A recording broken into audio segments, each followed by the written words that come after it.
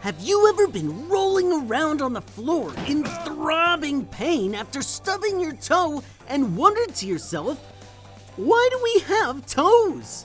Do we really need them? Let's find out on today's episode of Colossal Questions.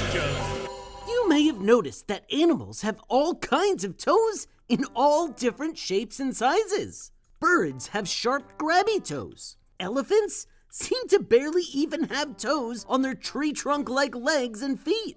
Geckos have sticky toes. Alpacas have two big, sturdy toes. Primates usually have big, strong feet with very long, flexible toes and a thumb-like opposable finger for gripping and swinging. Humans? Well, we're somewhere in the middle.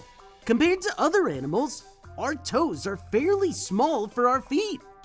They aren't sharp like a bird or sticky like a gecko.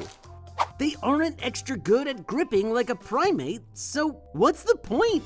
Why do humans have toes? Do we actually use them? Well, it turns out we definitely do. Well, most of them at least. Our toes might not be great for swinging from branch to branch or climbing up walls, but they are key to balance and foot support while you move.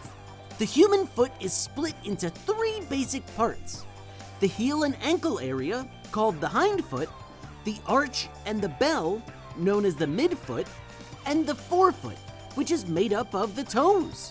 Whenever we walk with a standard step, our foot tends to touch the ground in the back first and roll forward towards the toes. The strong ankle and hard heel of the hindfoot is perfect for making first contact.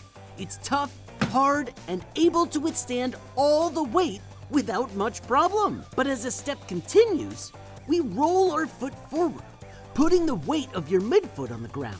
Muscles and tendons in your foot and ankle help support the impact, a bit like shocks in a car.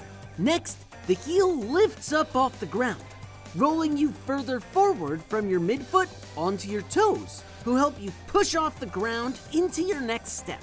All that happens with each and every step you take. So our toes might not be nimble as a monkey's or as sticky as a gecko's, but without them, balancing on our feet would be tricky business. In fact, your big toe can withstand close to twice as much weight as your other four toes combined. And if the big toe is most important, the puny little pinky toe is definitely the least. Pinkies hold the least weight of any toe, and honestly, don't do all that much to keep us balanced. In fact, without a pinky toe, you probably wouldn't have much problem at all keeping your balance. So, why do we have toes? Because without them, we'd be doing a lot less walking and a lot more falling.